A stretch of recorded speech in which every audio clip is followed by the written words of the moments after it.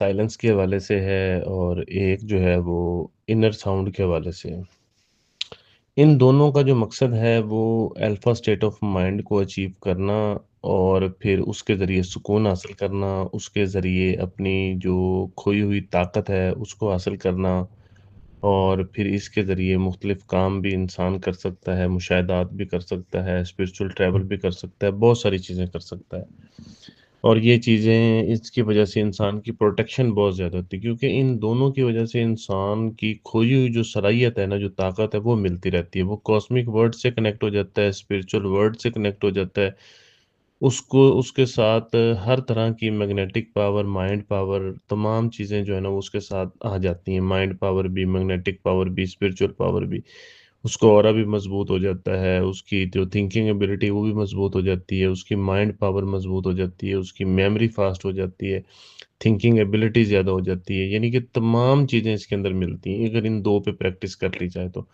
पहले कुछ अरसा, कुछ टाइम जो है वो आप मेडिटेशन में साइलेंस के साथ बैठेंगे, फिर उसके बाद आप तवज्जो करेंगे इनर साउंड की तरफ, अंदर की आवाज़ की तरफ, तो वो आपका ये कनेक्शन चल पड़ेगा।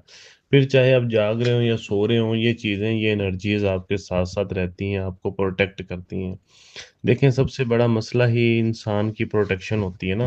अगर इंसान प्रोटेक्ट रहे, अगर इंसान जो है वो हिफाज़त में रहे तो ही आगे बढ़ेगा, अगर उसकी हिफाज़त ना हो तो फिर कोई फ़ायदा नहीं। इसकी मदद से आप जो नुकसान देने वाली वेव्स होती हैं, जैसे इविल आइज़ वग़ैरह हैं, नज़र बद है, मनफ़ी सोचें हैं लोगों की, मनफ़ी औराज़ हैं, ठीक है? और कोई नेगेटिव इम्पैक्ट्स होते हैं, नेगेटिव इमोशंस होते हैं, या घरों में नेगेटिव वाइब्स होती हैं, या बाहर नेगेटिव वाइब्स होती हैं, मनफ़ी असरात होते हैं, जादू के होते हैं, तावीज़ात के होते हैं, किसी के कराए हुए के होते हैं, कोई भी गर्ज़ आप लगा सकते हैं, शैतानी असरात हैं, जो भी हैं, उन सब से आपको बचाने के लिए ये 2 टेक्नीक हैं। और इसमें देखें ना, कोई पढ़ाई नहीं, कोई कुछ नहीं, सिर्फ़ आपने खामोशी से बैठना है और सुनना है अपने आप को, बस। ये देखिए कितने बड़े फ़ायदे आपको इस चीज़ से मिल रहे हैं ना।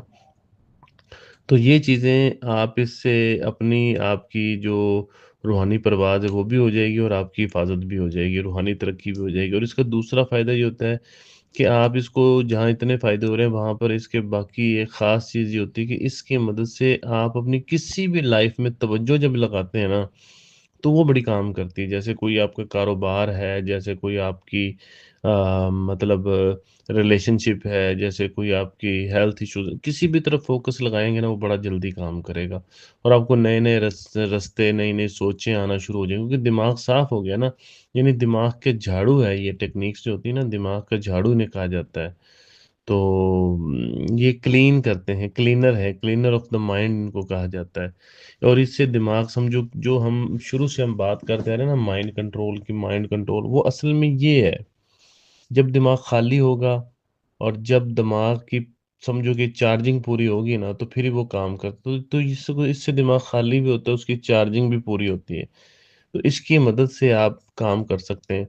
आप बाकी जो टेक्निक्स हैं उन्हें एक तरफ रख दें, इन दोनों को एक तरफ रख दें। इन दोनों के रिज़ल्ट्स बहुत अच्छे हैं और इसके साथ अगर आप साँस वाली टेक्निक्स को अडॉप्ट कर लेते हैं, तो बहुत अच्छी बात है। यानी उसकी मदद से आप ये देखिएगा कि आप कुछ ही अरसे में अल्फ़ा स्टेट ऑफ माइंड को अचीव कर सकते हैं। आप जो है वो अपनी माइंड की प्रोग्रामिंग को ठीक कर सकते हैं।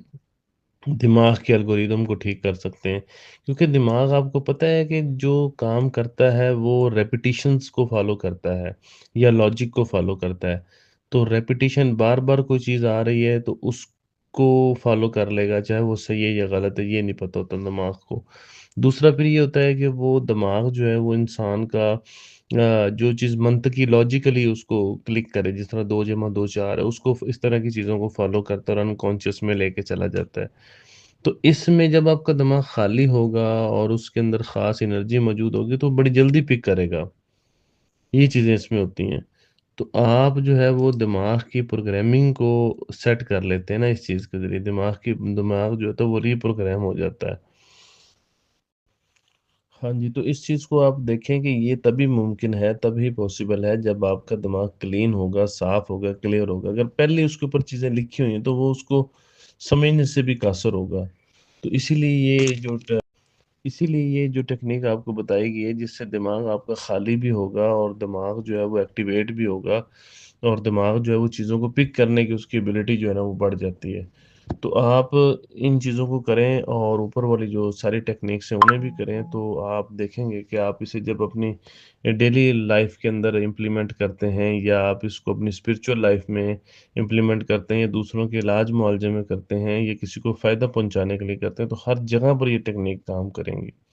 इनके नोट्स बनाएं, इनको बार बार सुनें, इनको लिखें, इनकी प्रैक्टिस करें, इनको इम्प्लीमेंट करने की कोशिश करें, तो ये चीज़ें सारी आपके लिए वर्क करेंगी। शुक्रिया।